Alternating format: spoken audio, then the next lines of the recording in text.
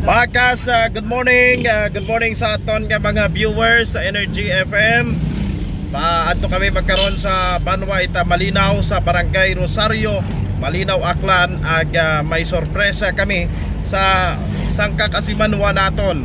No nga nasunugan ko nagligad nga Mayo 30, 2019. Ibaan ko si Kasimanwang Arnel de la Cruz si Toto Darwin Tapaya. Toto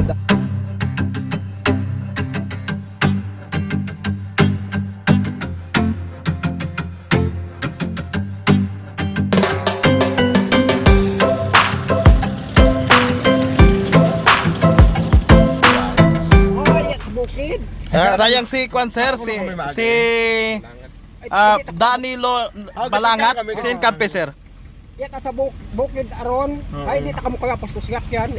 Gabaktas ang kami ketikang lang. Karon yan sa Si kami asla sa gara ko no. karon sa may basketballan. Sa basketballan. Gara sa may Italier. Bukon iya tapat Ayan pa ta. Oo, basketballan nga rong. Matikang na rin. Matikang lang kami, matikang dayo kami. Thank you sir ha. Thank you sa Energy FM kami. Okay, bye-bye. Okay. Alright, mga kas, paadto kami sa balay ni Danilo Balangat makaron nga pang orason. Imauhay na sunugan, no? Kung nagligad nga Mayo 31, may dala nga bulig ro Energy FM, ro aton nga mga kasimanwa halin sa ibang bansa, no? So magkaron hay kaibahan ko si Kasimanwang Arnel, Kasimanwang Darwin Tapayan, magkaron nga pang orason mga kasimanwa.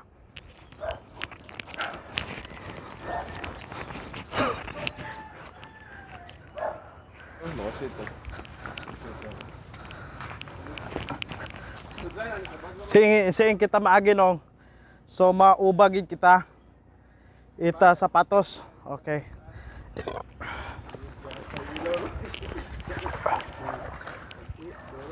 Ay baw.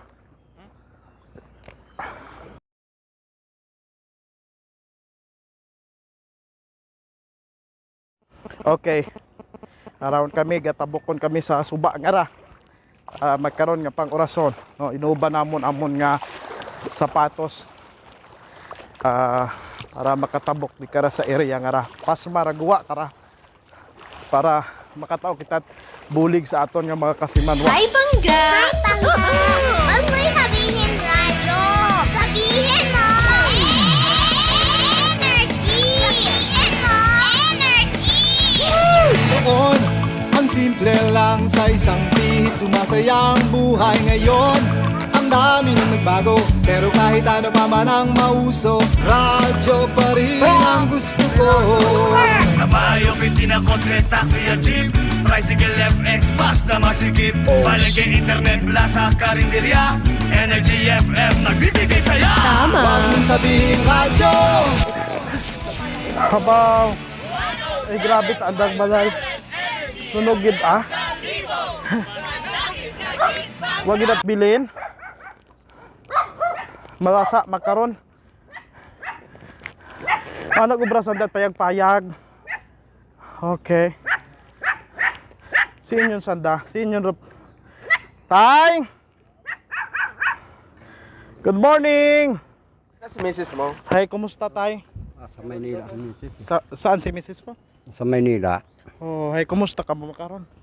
Ito ay ano-ano ng matulugan man lang. Oh. So ginawa mo tong temporary na to. Ilan kayo dito nakatira? Bali, 3. 3 kayo. Okay, si Mrs. mo kumusta? Nasa Maynila, ewan kung uuwi yun. Bakit ano? Okay naman pagsasama ninyo? Medyo may kaguluhan niya eh. So may problema kayo ni Mrs. mo. Hindi na bumalik si Mrs. mo? Yung balita eh, uuwi daw. Oh, tapos? Sabi ko, bahala siya kung umuwi. Pero yung mga anak sa'yo, Oo. ilan anak? Bali, ano yan eh. 7. Ito, okay. Sunugan kayo. Kami ay nandito para tumulong sa pamamagitan ng aming listeners dyan sa ibang bansa na nakapanood nabasa yung balita ni Kas Darwin about sa nangyari dito sa bahay ninyo. At labis silang naantig, naawa no, sa pangyayari.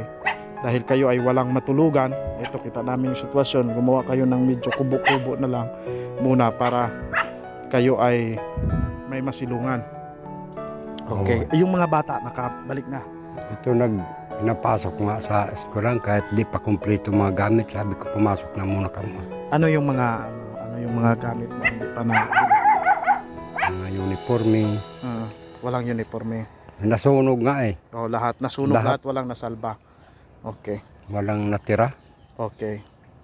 So huwag kang mag-alala. Malaking tulong ang ibibigay namin sa iyo sa pamamagitan ng ating listeners mula dyan sa ibang bansa na kapatid at isa sa mga may-ari ng Ibabaw Pharmacy dito sa Malinaw ay nagbigay sa inyo ng tulong. So may sorpresa kami sa inyo, Tay, ha? Tay, bibilangin po natin, ha? Okay. 1, 2, 3, 4, 5, 6, 7, 8, 9, 10. 10,000 pesos, Tay, ang binibigay sa iyo ng ating viewers, ng ating supporters, isa Ibabaw Pharmacy dito sa bayan ng Malinaw. So Tay, kayo po ang bahala sa pera na ito kung saan po ninyo gagamitin. Magamit nito sa pangbili ng mga gamit ng inyong anak na nag-aaral ngayon. Tanggapin ninyo, Tay.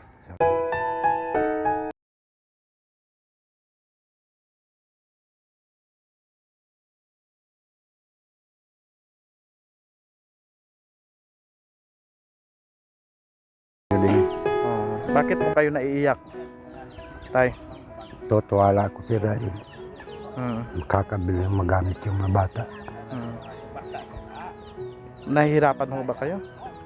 Hirap na hirap nga ako si Ray. Lalo na walang kasama. Anong bilin ni misis mo sa iyo nung umalis pumunta sa Maynila? Di nga nagpaalam sa akin dahil nasa Negros na ako sir sakada, nagatabas kami ng tubo.